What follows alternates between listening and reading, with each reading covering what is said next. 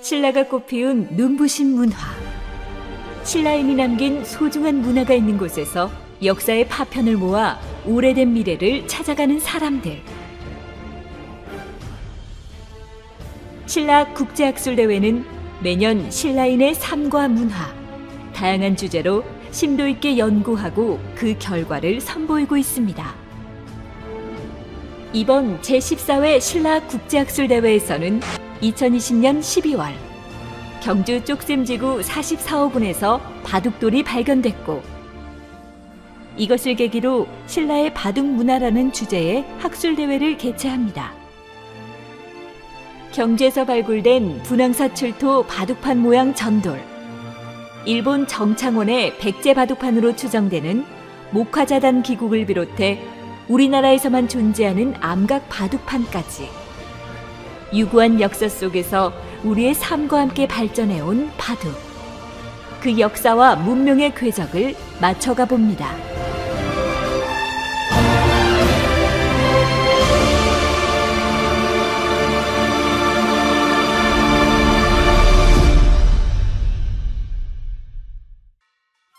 가로 19줄, 세로 19줄, 381개의 교차점에 흰돌과 검은돌을 번갈아 놓으며 누가 더 많은 영토를 차지하는지를 겨루는 놀이 바둑.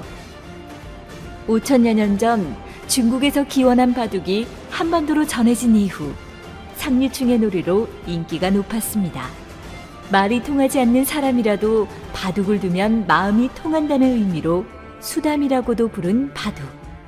때론 상류층의 놀이로, 언젠가는 선비가 갖춰야 할 기회로 여겨졌는데요. 그만큼 바둑판을 아끼는 이들이 많았고, 수천여 년 동안 거의 원형으로 이어져 온 바둑판이 오늘날까지 전해지고 있습니다. 일본 왕실의 보물을 보관하는 정창원. 이곳에는 백제왕이 일본 왕실에 선물했다고 알려진 바둑판, 고대 바둑의 비밀을 온몸에 품고 있는 목화자단 기국이 소장되어 있습니다. 국내 학계에 큰 관심을 받고 있는 유물이지만 정창원의 소장품을 실제로 볼 수 있는 기회는 1년에 한 번, 나라국립박물관의 특별전을 통해 일정량의 유물만을 한시적으로 공개하는 게 전부입니다. 그런데 목화자단 기국을 우리나라에서도 만날 수 있는 기회가 생겼습니다. 한성 백제박물관. 놀이와 풍속 전시 코너에서 목화자단 기국을 볼 수 있는데요. 정창원에 보관돼 있는 목화자단 기국을 모사하기 위해 복원 비용 2억 원, 제작 기간만 3년이라는 시간이 걸렸습니다. 바둑판에 새겨진 섬세한 문양까지 당대의 모든 문화적 기술이 집대성된 작품이 한성 백제박물관에서 생명력을 얻고 다시 태어난 겁니다. 목화자단 기국이란 이름에는 자줏빛 나무에 그림이 새겨진 바둑판이라는 의미가 담겨 있는데요. 한국에는 서식하지 않는 스리랑카산 자줏빛 자단나무에 선과 문양은 상아와 각종 안료로 화려하게 표현되어 있습니다. 일본에선 목화자단 기국이 당나라에서 왔다는 주장도 있지만, 최근에는 한반도에서 일본으로 보낸 선물이라는 주장에 무게가 실리고 있는데요. 중국 황제의 선물이라면 중국이 사용하는 화점 5개가 그려져 있어야 하지만 우리나라의 순장 바둑 형태인 17개 화점이 그려져 있기 때문입니다. 목화자단 기국에는 1400년 전 것으로 생각하기 힘들 정도로 최고의 기술력을 보여주는 여다지 장치가 놀라움을 더해주는데요. 각 측면을 4개 구역으로 나누고 각각 상하로 만든 이국적인 인물과 동물 등 진귀한 문양을 배치했는데요. 상판 측면 2개 면을 보면 좌측에 바둑알을 넣는 서랍이 있습니다. 한쪽 서랍을 열면 건너편의 서랍도 자동으로 열리는 구조로 설계되어 있는데요. 엑스레이로 촬영한 사진을 보면 바둑판 서랍이 연결되어 있는 것이 더 선명하게 보입니다. 바둑판의 서랍은 그 내부에 여다지 장치를 설치해 반자동 서랍 장치까지 구현해낸 겁니다. 이 바둑판과 한 세트를 이루고 있는 바둑돌통인 은평 타랍자는 코끼리 장식에 음판을 오려 붙인 평탈기법을 사용했습니다. 바둑돌 또한 국보급의 문화재임을 직감하게 합니다. 코끼리 상아를 하나하나 깎아 빨간색과 남색으로 염색한 후 발루기법으로 꼬리 긴새 그림을 새겼습니다. 화려하고 정교한 세공기술을 보여주는 이 바둑돌을 홍화 발루기자와 가마 발루기자라고 부릅니다. 천년의 역사를 품어온 신라의 수도 경주. 신라의 유물들이 계속해서 발굴되고 있는데요. 1991년 발굴된 경주 용강동 6호분. 이곳에서 회백색 돌 170점과 단백색 83점의 타원형 돌이 발견된 겁니다. 자연돌이 아닌 석영이나 규암을 인공적으로 갈아 만든 것으로 추정됩니다. 황남대총 남분에서도 바둑돌 모양의 잔돌이라고 보고된 유물이 있습니다. 1cm 내외, 0.5cm 내외로 지금의 바둑돌 크기보다 작은 소형의 넷돌 243개가 고배 안에 담긴 채 출토됐습니다. 흑색과 백색, 회색의 잔돌이 실제 바둑돌의 역할을 했는지 불확실하지만 크기가 크고 윤기가 나는 돌을 모아 납작하고 작은 것들과 대비해 놓으면 명확하게 구분되는데요. 반면에 천마총에서 출토된 바둑알은 350개, 지름이 1cm에서 2.5cm까지, 크기도 다양하고 색깔도 숙백색이나 흑색, 얼룩진 것까지 다양합니다. 그리고 지난 2006년 분황사에서 출토된 바둑판 모양 전돌입니다. 가로 42cm, 세로 43cm에 이르고 가로, 세로 각 15줄로 되어 있습니다. 화점이 없어 가로, 세로 19줄인 요즘 바둑판과는 달라 이 유물을 두고 학계에서는 바둑판이라는 의견과 단순한 전돌이라는 주장이 엇갈리고 있어 바둑판이라고 단정짓기는 어렵습니다만 14세기 전반 전남 신안 앞바다에서 침몰한 원나라 무역선에서는 17줄짜리 목재 바둑판이 확인된 적이 있는데요. 15줄, 17줄 등 다양한 바둑판이 있었을 가능성도 생각해 볼 수 있지 않을까요? 선조들의 오랜 사랑을 받은 바둑은 전국에 그 흔적을 남겼습니다. 확인된 암각 바둑판의 전국 분포지는 북한의 한 곳을 포함하여 모두 18곳. 이상향을 꿈꾼 우리의 선조들은 아름다운 경관을 자랑하는 계곡 고비마다 바위에 바둑판을 새겨놓았습니다. 서울 도봉산 일대에는 암각 유물이 남아있는데요. 천주교 해화동교회 방학동 묘원에는 화강암에 새긴 조선시대의 바둑판과 석조 유물이 있습니다. 마른 목고래의 화강암 윗면에 바둑판을 삼각해 두고 나머지 부분을 3cm 정도 파서 바닥을 낮추었는데요. 바둑판 양 옆에는 바둑돌을 놓을 수 있는 지름 11cm의 원형 홈을 파놓았습니다. 이 바둑판 돌 앞 남쪽에는 용도를 알 수 없는 원형의 석조 하나가 서 있습니다. 이곳은 빼어난 절경을 자랑하며 신선들이 바둑을 두던 곳이라는 전설이 전해지는 곳으로 연산군 묘와 가깝다는 이유로 연산군의 외손 조선 문신 이한누리 살 때의 흔적으로 보기도 합니다. 은둔선비의 삼터를 보여주는 강원도. 빼어난 절경을 자랑하는 곳에 정자를 짓고 학문을 닦고 살았던 선비들. 강릉에는 옛 선비들의 풍치가 묻어나는 유천동 암각 바둑판이 있습니다. 2평 크기의 평평한 화강암 위에 양각으로 새긴 가로, 세로 19줄이 선명합니다. 몇백 년 전 옛 선비들이 바둑판을 그려놓고 바둑을 두었다는 이야기와 신선이 바둑을 두었다는 이야기까지 바둑에 얽힌 수많은 전설과 이야기가 실제라는 것을 증명이라도 하듯 반듯하게 새겨져 있습니다.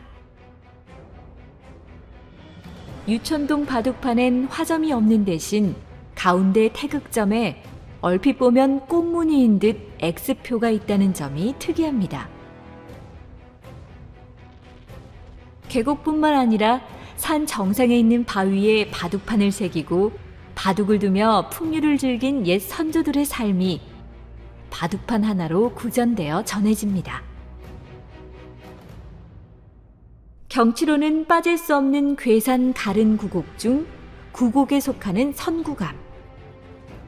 신선이 바둑을 두던 바위 선구감 위에도 바둑판이 새겨져 있습니다. 바둑돌을 넣어두는 홈이 바둑판 양 모서리에 움푹하게 파여 있는데요. 바둑판 내 귀퉁이에는 4명의 동갑내기 신선이라는 뜻의 산호동경이라는 글자가 한자씩 새겨져 있습니다. 바위 정면에는 선구감이라는 글씨와 구곡시, 그리고 신선들이 이상향에 대한 꿈을 찾아왔던 흔적이 오롯이 남아 있습니다. 옥녀봉 산마루에 해가 저물어 바둑을 못 끝낸 채 집으로 돌아갔네. 이튿날 날이 밝아 다시 와보니 흰 꽃 검은 꽃이 돌 위에 피어있네.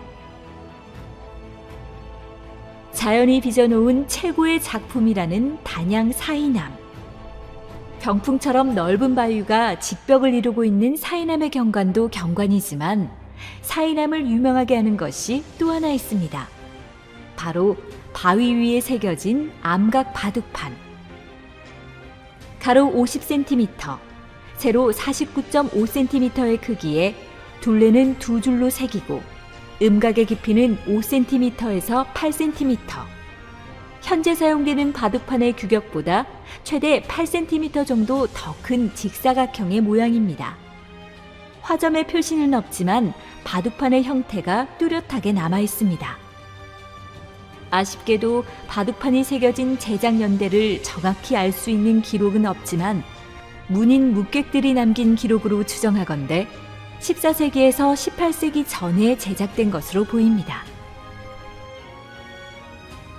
태안 여행에서 빠질 수 없는 볼거리 중 하나인 태안 마의 삼존불. 마의 삼존불 바로 옆에는 태을 동천이라는 글이 새겨져 있는데요.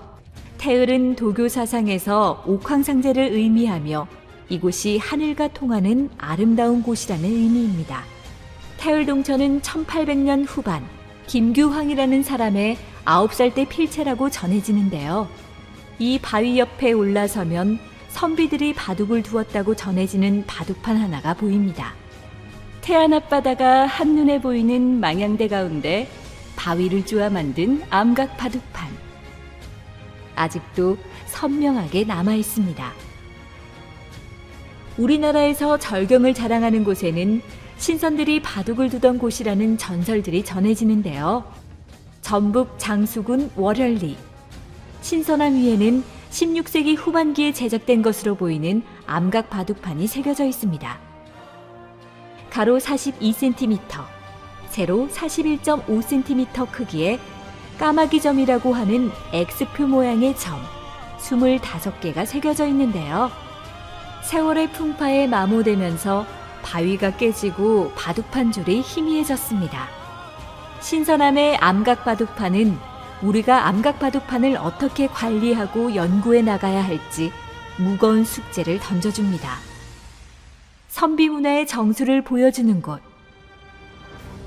일사대 아래 청암에도 암각 바둑판이 남아있는데요. 인적이 잘 닿지 않는 외진 곳에서 풍우에 씻겨 선이 희미한 석국을 겨우 확인할 정도지만 오래전 선인들이 유유자적 바둑을 두던 모습을 상상할 수 있는 길잡이가 됩니다. 산천경계를 노래하며 풍류를 즐기던 옛 명인들이 찾던 경상남도. 일제강점기였던 1910년 의군부도사를 지낸 우규동이라는 사람이 지은 별장인데요. 이곳엔 돌 위에 새긴 바둑판이 남아 있습니다. 가로 19줄, 세로 19줄, 361개의 교차점이 희미해지긴 했지만 17개의 화점이 그려져 있습니다. 바둑판 앞에서 우국지사들과 마주 앉아 나라를 걱정했던 이곳 주인의 이름과 벗들의 이름이 세월을 견디고 있습니다.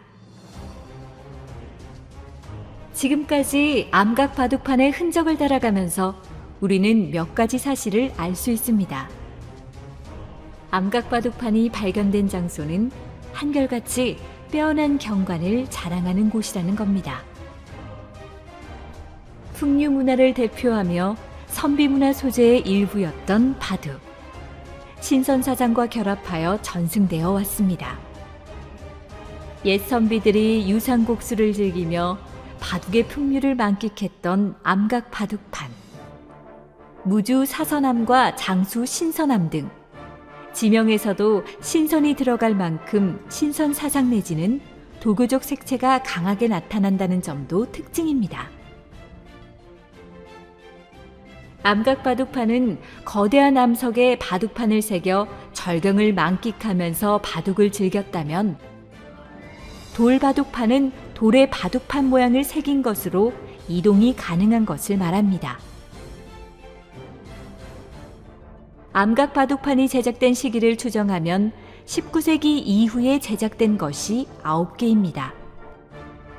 세월이 지날수록 암각 바둑판의 모습도 변했습니다. 후대로 내려올수록 바둑판의 둘레줄, 바둑돌통, 양각의 기법으로 조각되면서 점점 정교한 모습으로 발전하는데요. 평평한 바위에 새겨진 바둑판, 그 위에는 선인들의 풍류가 날고 기계가 숨쉬고 있습니다. 순장바둑이란 흑돌과 백돌 16개를 화점에 놓고 바둑을 두는데요. 그래서인지 순장바둑에서 화점은 우리나라 바둑의 고유성을 보여주는 상징과도 같습니다. 삼국시대의 꽃무늬 화점은 고려시대를 거쳐 조선시대로 오면 자취를 감추고 꽃술무늬로 바뀝니다. 따라서 화점이 꽃술무늬인 바둑판은 화점이 17개로 순장 바둑판이었다는 것과 조선시대에 제작되었음을 알려주는 증거가 됩니다. 지금 이를 아는 사람은 갈수록 없어지고 바둑판만 박물관에 남아 그 옛날을 떠올리게 합니다. 조선시대 나무로 만든 대모 바둑판. 상자형으로 상판과 몸통, 족대로 구성되어 있는데요. 상판에는 정사각형으로 324개의 대모를 잘라붙이고 상판의 가장자리는 나전으로 장식되어 있습니다. 바둑판 몸통부에는 용과 호랑이, 대나무와 구름이 나전으로 표현되어 있는데요. 족대에는 운각이 있고 구름 문양이 양각되어 있습니다. 바둑돌을 놓았을 때 소리가 울리도록 내부가 비어 있지요. 국립민속박물관 소장 바둑판 가운데 높이 30.5cm, 세로 45cm에 가로 45cm인 오동나무 순장 바둑판인데요. 옆면에는 바둑알을 넣는 서랍이 달려 있습니다. 바둑판 뒷면 가운데에 움푹 파인 곳을 흔히 배꼽이라 하는데, 우리나라에서는 이를 음영 효과를 내기 위해 만든 향혈이라고 부릅니다. 바둑판 줄을 철사줄로 박아 착점할 때 은은하고 향기로운 울림소리가 나게 할 목적으로 만든 장치입니다. 안동 민속박물관 한켠에는 바둑판이 자리 잡고 있는데요. 지금까지 본 바둑판의 형태 중 4개의 다리가 달린 모습의 바둑판이 등장하기 시작한 건 일제강점기부터로 보입니다. 현대의 바둑판들은 일제강점기 이후 일본식을 따르는 것으로 보이는데요. 나전 기법을 사용하여 꽃 문양을 상감한 조선시대 화문 기반으로 제작됐습니다. 이것은 울산 박물관 소장 순장 바둑판인데요. 위판은 소나무로 만들어져 있고 옆에 돌림판은 오동나무로 만들었는데요. 밑에는 용수철로 된 철사가 들어있어 바둑돌을 놓으면 상쾌한 퉁 소리가 울립니다.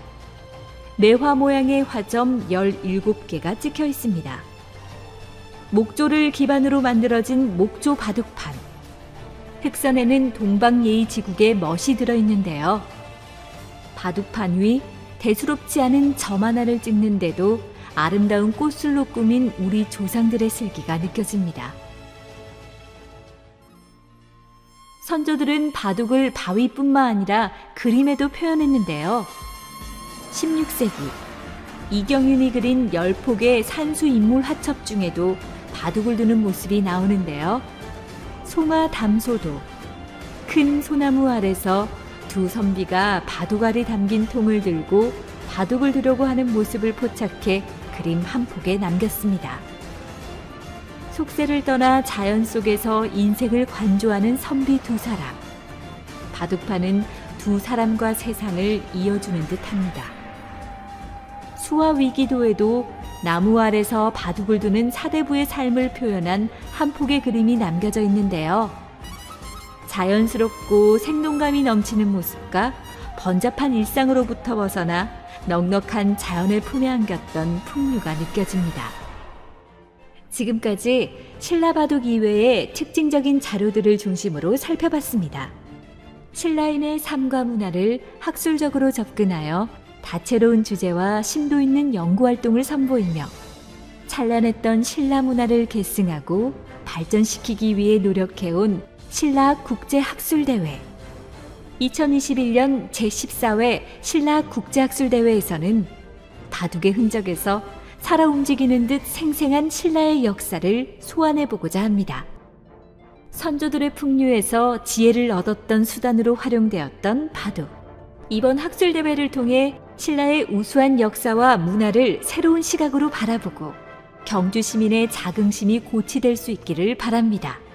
신라인의 삶과 그 흔적을 엿볼 수 있는 유물과 유적을 소중히 여기고 보존하고 활용함으로써 이를 거울 삼아 우리의 더 나은 미래를 내다봅니다.